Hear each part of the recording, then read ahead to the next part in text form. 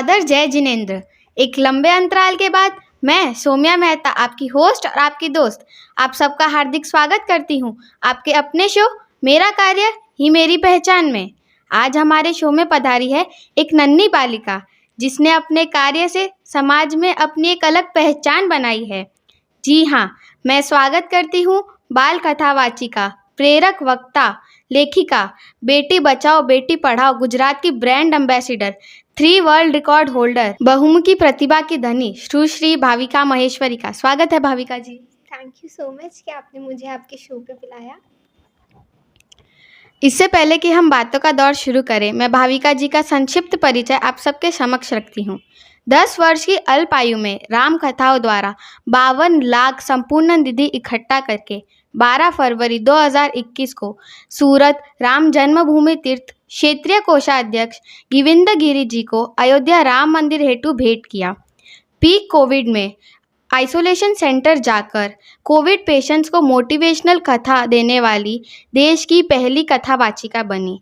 3150 कैदियों को लाजपोर जेल सूरत में विचार शुद्धि की कथा करने वाली विश्व की सबसे कम उम्र वाली कथावाचिका बनी। आपको भारत सरकार द्वारा स्टार्टअप दर्जा भी प्राप्त है क्योंकि आप स्क्रीन रेस्क्यू प्राइवेट लिमिटेड की यंगेस्ट सीईओ हैं। आपको मुंबई में 27 फरवरी 2023 को शाख द्वारा 10 लाख की फंडिंग मिलने पर 1 लाख की वैल्यूएशन पर करोड़पति कंपनी बनाई। आपको 50 से भी ज़्यादा अवार्ड से नवाजा गया है। तो आइए ऐसी बहुमुखी प्रतिभा की धनी की सफलता की कहानी जानते हैं उन्हीं की ज़ुबानी। भाविका जी, मेरा आपसे पहला सवाल ये है कि 10 वर्ष की आयु में कथावाचिका बनने का ख्याल आपको कैसे आया?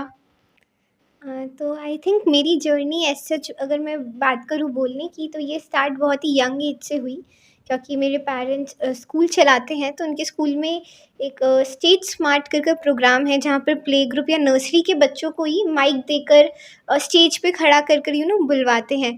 तो एज एन स्टेज फियर तो वहाँ से मेरा चला गया क्योंकि मैं एनुअल फंक्शंस में एज एन एंकरिंग करती थी। तो वहाँ से मेरा स्टेज फियर गया। और मेरी mamma she is kind of like a very spiritual person और उनकी इच्छा थी कि मैं स्पिरिचुअलिटी की लाइन में कुछ करूँ। पापा की इच्छा थी मैं मोटिवेशनल के लाइन में कुछ करूँ। तो जब मैं 2018 या 19 में जब 8 या 9 ईयर्स की जब मैं थी, तो उस टाइम पबजी और ब्लू व्हेल गेम बहुत ज़्यादा बढ़ रहा था क्योंकि उसमें आपको बोलते हैं आप नस काट दो, जो भी उसमें डेयर देते वो सब वो कर रहे थे। तो वहाँ से मेरी जर्नी एज सच स्टार्ट हुई। मोबाइल एडिक्शन के बारे में मैंने बोलना स्टार्ट किया, अवेयरनेस फैलाई कि मोबाइल देखना गलत नहीं है पर उसका ओवर यूज़ करना बहुत गलत है। तो वहाँ से मेरी जर्नी स्टार्ट हुई मोबाइल एडिक्शन से। और उसके बाद फिर जब राम मंदिर की बात आई तो हम सभी घर पे बैठ के यही सोच रहे थे कि एज एन हम गिलहरी रूपी योगदान क्या कर सकते हैं। तो इसलिए ये विचार आया कि क्यों ना कथा कर तो इसलिए आई थिंक ये सब भगवान जी के आशीर्वाद से हुआ। तो और फिर कथाओं के द्वारा 52 लाख रुपए जो राम मंदिर अयोध्या में एज एन समर्पण निधि थी। आपने लाजपोर जेल में खूंखार कैदियों के बीच कथा वाचन किया, तो क्या उसमें आपको डर नहीं लगा? और आपका वो अनुभव हमारे दर्शकों के साथ अवश्य साझा करें। डेफ़िनेटली मुझे बहुत डर लगा क्योंकि उससे पहले मैंने जेल आज तक नहीं देखी थी और वो बहुत ही बड़ी जेल थी। और मैंने पापा को ये भी बोला था आप मेरे बाजू में ही बैठना, कोई चोर मतलब जो वहाँ पर कैदी है वो कहीं मेरे पास ना आ जाए। मैं बहुत ज़्यादा डरी हुई थी पर वहाँ पर बहुत सारी पुलिस भी थी और आई थिंक वहाँ पर मेरे को बहुत ही अच्छा लगा वहाँ कथा कर और हाँ। आपने 10,000 से भी ज़्यादा बच्चों के लिए पबजी और मोबाइल एडिक्शन अवेयरनेस का कार्यक्रम रखा था। तो पबजी और मोबाइल एडिक्शन से बच्चों को कैसे दूर रखा जा सकता है? ओके, तो आई थिंक कहीं न कहीं यहाँ पर रोल पेरेंट्स का भी होता है क्योंकि एक बहुत ही अच्छी चीज़ है कि don't worry if your kid is not listening to you, worry that he और she is always watching you. यानी चिंता मत करिए कि अगर आपका बच्चा आपको सुन नहीं रहा है, पर चिंता ये करिए कि वो हमेशा आपको देख रहा है। तो कहीं न कहीं यहाँ पे प्रॉब्लम पेरेंट्स की भी है क्योंकि they are also kind of addicted और बच्चों की भी है। तो मैं यही चीज़ कहूँगी कि मोबाइल यूज़ करना चाहिए, उसमें कोई गलत बात नहीं है, पर एक सही टाइम। फॉर एग्ज़ाम्पल मेरे पास रसगुल्ला है, अब मैं एक रसगुल्ला खाऊँ तो मेरे को अच्छा लगेगा। फॉर एग्ज़ाम्पल मैं जैसे जोधपुर से हूँ तो मेरे को मिर्ची बड़े बहुत पसंद है। तो मैंने एक मिर्ची बड़ा खाया, मुझे बहुत अच्छा लगा, फिर मैंने दूसरा खाया, फिर मैंने तीसरा खाया। ऐसे करते-करते अगर मैं 10 मिर्ची बड़े खाऊँगी तो क्या होगा आप बताइए? तबीयत खराब हो जाएगी। है ना? पेट दुखेगा मेरा। तो उसी तरह अगर एक टाइम लिमिट तक हम मोबाइल यूज़ करें तो वो बहुत अच्छा है हमारी फ़िज़िकल और मेंटल दोनों हेल्थ के लिए। पर वो टाइम लिमिट के बाहर जब हम आ जाते हैं ना, तो दोनों हमारी फ़िज़िकल हेल्थ को और मेंटल हेल्थ को बहुत डिस्टर्ब करता है। आप स्क्रीन रेस्क्यू प्राइवेट लिमिटेड की सीईओ भी हैं, तो इस कंपनी के बारे में हमारे दर्शकों को बताएं। ओके, तो ये कंपनी भी एज़ एन मोबाइल एडिक्शन के रिलेटेड ही है, क्योंकि जब मोबाइल एडिक्शन बहुत बढ़ रहा था, तो ये कंपनी में हमने फ्लैश कार्ड्स निकाले हैं अलग-अलग कैटेगरी के लिए। फ्लैश कार्ड जैसे फॉर एग्ज़ाम्पल अगर आप यूपीएससी की तैयारी कर रहे हैं तो जीके के हमारे पास फ्लैश कार्ड्स है। भारतीय संस्कृति के लिए जैसे ए से अर्जुन, बी से बलराम जी, तो वैसे फ्लैश कार्ड्स। और अभी मोदी जी के ऊपर भी उन्होंने इन 10 सालों में क्या-क्या कार्य किए वो ए टू ज़ेड में। ए से जैसे आत्मनिर्भर भारत, आयुष्मान भारत, वो सब जो उनकी सारी स्कीम्स है, जो काम है वो ज़ेड तक। और तो आई थिंक यहाँ से स्टार्ट हुई कंपनी की। और हाँ, आप इंटरनेशनल चिल्ड्रन फॉर्म की फाउंडर भी हैं, तो इस कंपनी की कार्यप्रणाली के बारे में हमें बताएं। तो हम इंटरनेशनल चिल्ड्रन फॉर्म में ये करते हैं कि हम कोशिश कर रहे हैं कि अलग-अलग स्टेट से जो बच्चे हैं वो वहाँ पर एम्बेसडर बने और वो अपनी बात खुलकर रख सकें, क्योंकि बहुत सारी आजकल संस्थाएँ हमें पता है, जो आई थिंक आपके भी पेरेंट्स कई सारी संस्थाओं से जुड़े हुए होंगे, पर बच्चों के लिए कोई ऐसी संस्था नहीं है जहाँ पर वो आकर अपनी बात खुलकर रख सके। तो इसलिए ये एक ऐसी संस्था है, ये एक ऐसा ऑर्गेनाइजेशन है जहाँ पर बच्चे आकर जुड़े, अपनी बात रख सकें, अपनी प्रॉब्लम्स बता सकें।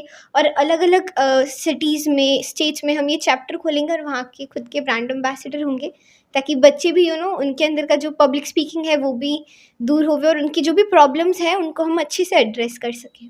आप जब बाल कटाई करने जाती है तो आपको एक सिटी से दूसरी सिटी में ट्रैवल करना पड़ता होगा ना, तो तब आप अपनी पढ़ाई को कैसे संभालती है?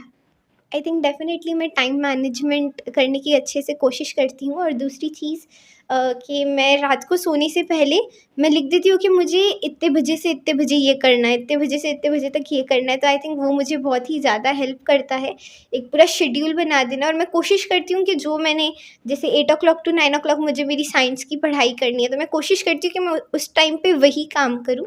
तो जो मैं डेली रूटीन बनाती हूँ मुझे बहुत हेल्प करता है। कहते हैं हर सफल व्यक्ति के पीछे किसी न किसी महिला का हाथ होता है। अब अपनी सफलता के पीछे अपने पारिवारिक सदस्य को कितना श्रेय देती हैं? डेफ़िनेटली आई थिंक मैं जहाँ पर भी हूँ मेरे पेरेंट्स की वजह से, मेरे दादाजी, दादी जी, नाना-नानी के आशीर्वाद की वजह से। क्योंकि मेरे पेरेंट्स वो भी जैसे बिज़नेस करते हैं, उनके भी कई सारे काम हैं, पर तो भी वो मेरे साथ अलग-अलग, जब मैं स्टेट्स में जाती हूँ, सिटीज़ में जाती हूँ, तो वे भी मेरे साथ आते हैं। तो I feel really very blessed and thank you so much कि इतने अच्छे पेरेंट्स मुझे भगवान जी ने दिए। तो या last but not the least, आपको हमारे शो पर आकर कैसा लगा? डेफ़िनेटली मुझे बहुत अच्छा लगा। और मैं आपको एक चीज़ ज़रूर कहूँगी, क्या आजकल कई सारे बच्चे मोबाइल एडिक्शन के अंदर बहुत ही ज़्यादा लगे हुए हैं, पर आप यहाँ पर इंटरव्यू ले रहे हैं एंड एज़ एन आप 11 इयर्स के हैं और अभी हमें बताया कि आपने कई सारे लोगों के इंटरव्यू लिए। तो आई थिंक एक आपको very very congratulations and I think आप बहुत ही अच्छा काम कर रहे हैं और मुझे भी यहाँ आकर बहुत अच्छा लगा। बस मैं एक चीज़ बताऊँगी, जैसे अभी हम मोबाइल एडिक्शन की बात कर रहे थे, तो अभी हमने मोबाइल एडिक्शन के ऊपर एक बुक निकाली है जो वर्ल्ड की फर्स्ट डिजिटल डिटॉक्स की, डिजिटल डिसिप्लिन की बुक है। एज़ इन जैसे हमारे स्कूल के अंदर जैसे इंग्लिश की बुक होती है, चैप्टर होते हैं, फिर क्वेश्चन आंसर, ट्रू फॉल्स, ये सब होते हैं। तो वो बुक भी वैसी ही है, उसके अंदर चैप्टर है जैसे मोबाइल अच्छा है या बुरा, द डबल एज्ड स्क्रीन।